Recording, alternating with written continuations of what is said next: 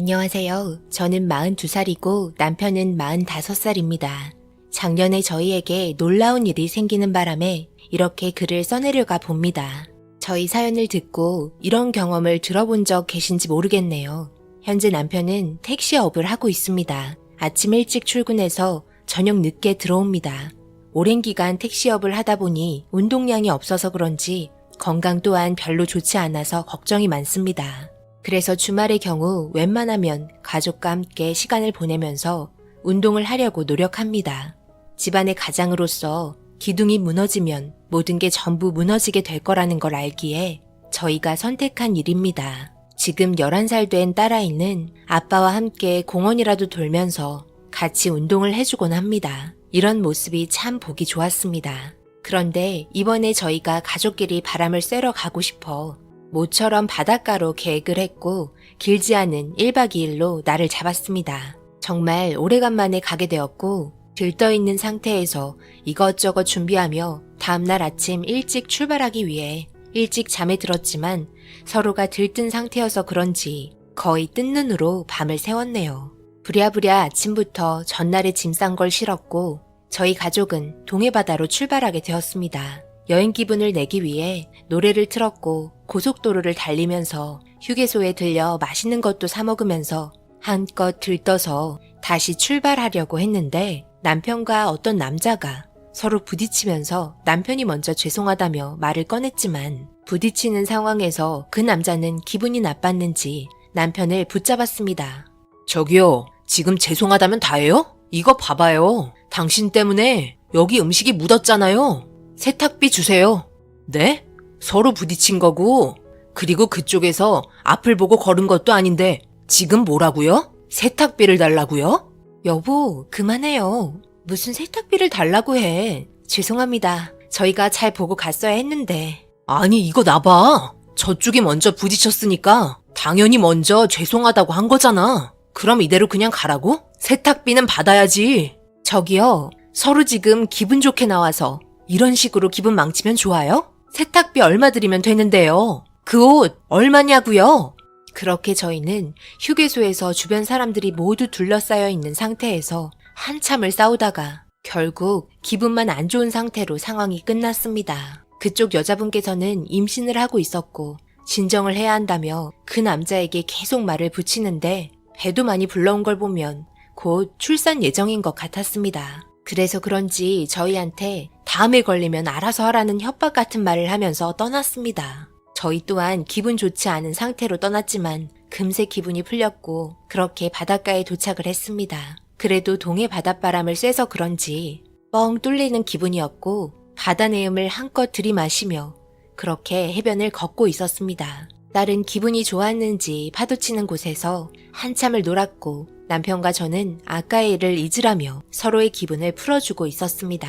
그렇게 저녁이 되어가고 있을 시점에 펜션에 들어갔고 밤하늘의 별을 보면서 바비큐 파티와 함께 기분 좋은 저녁 식사를 했습니다. 정말 오래간만에 보내는 시간이라서 그런지 매 순간 너무 소중하게 느껴지게 되었습니다. 배가 부르고 피곤했는지 졸리다며 칭얼거리는 딸을 씻기고 자리에 눕혔고 남편과 저는 맥주 한잔 하면서 바비큐 할 때 미리 은박지에 싸서 넣어둔 고구마를 꺼내 맛있게 먹었습니다. 돈도 중요하지만 이렇게 가족들과 보내는 시간 또한 너무 중요했습니다. 그래서 쉬는 날만큼은 자주 놀러 오자고 말했고 남편 또한 고개를 끄덕이며 밤하늘을 쳐다봤습니다. 그동안 쉴 새 없이 달려왔지만 그렇다고 부유해질 정도는 아니더라도 먹고 살 만큼 모았고 작은 아파트 하나 마련했으니 더할 나위 없었습니다. 남편과 이런저런 이야기를 하는 도중 좀 걷고 싶다는 남편의 말에 펜션 주위 동네를 한 바퀴 돌면서 어두운 길거리를 밝혀주는 가로등에 저희 발을 맡겼습니다.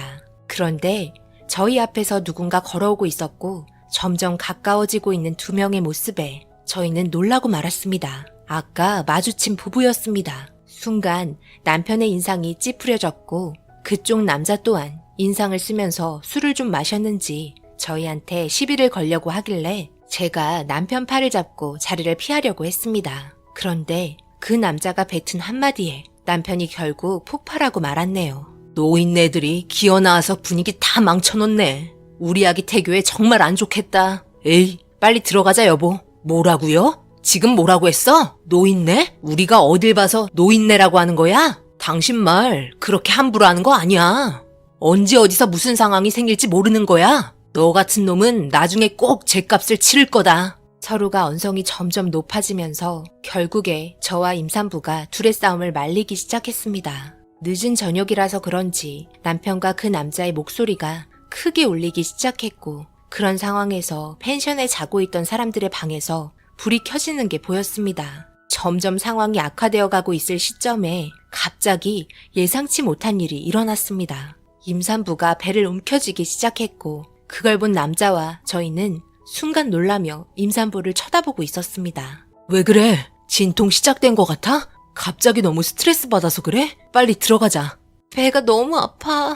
아무래도 들어가 봐야 할 것 같아.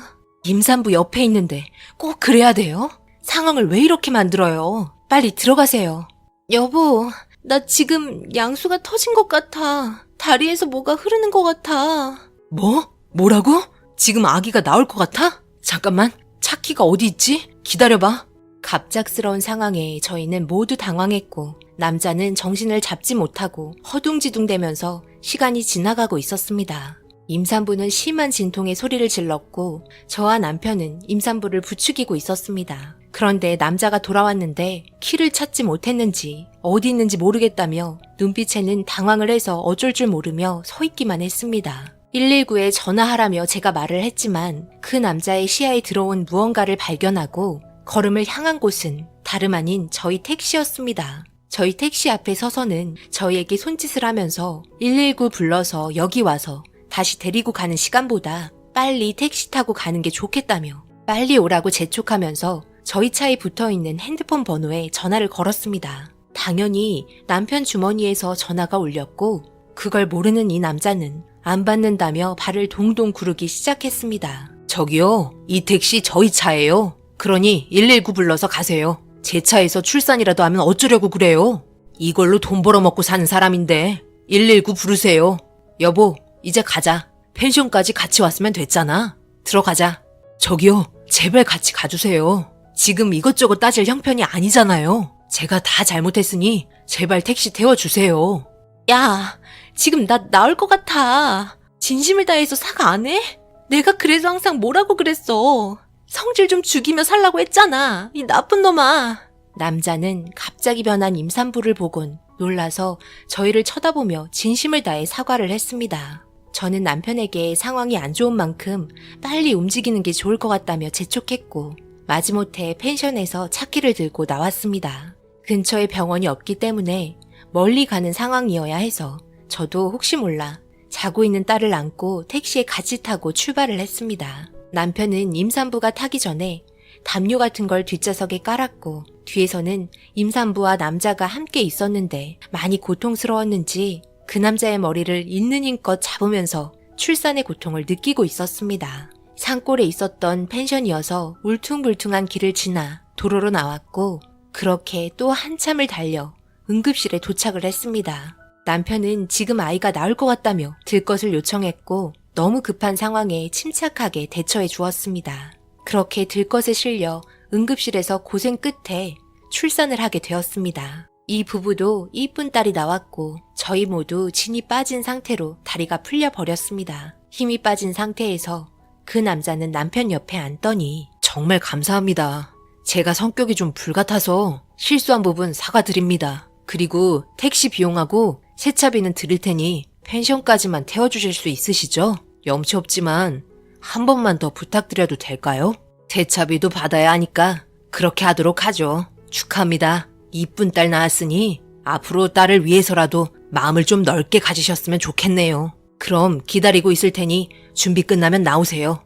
그렇게 임산부는 병실에 누워있고, 남자와 저희 가족은 펜션에 도착을 했습니다. 저희 또한 더러워진 차를 닦으며 집으로 가려고 정리하고 있는데, 그 남자가 찾아와서는 세차비라며 남편에게 건넸는데, 남편은 괜찮다며 손살이 쳤지만 강제로 남자는 남편의 주머니에 돈을 넣고는 감사하다는 말과 함께 몇 번이고 인사를 하면서 그렇게 헤어졌습니다. 그리고 다음날 임산부에게 전화가 왔습니다. 기분 좋게 가족들이랑 여행 나왔는데 망쳐서 죄송하다며 나중에 시간 될 때 밥 한 끼 사드리고 싶다는 말과 함께 그렇게 인사를 나누고 끊었네요.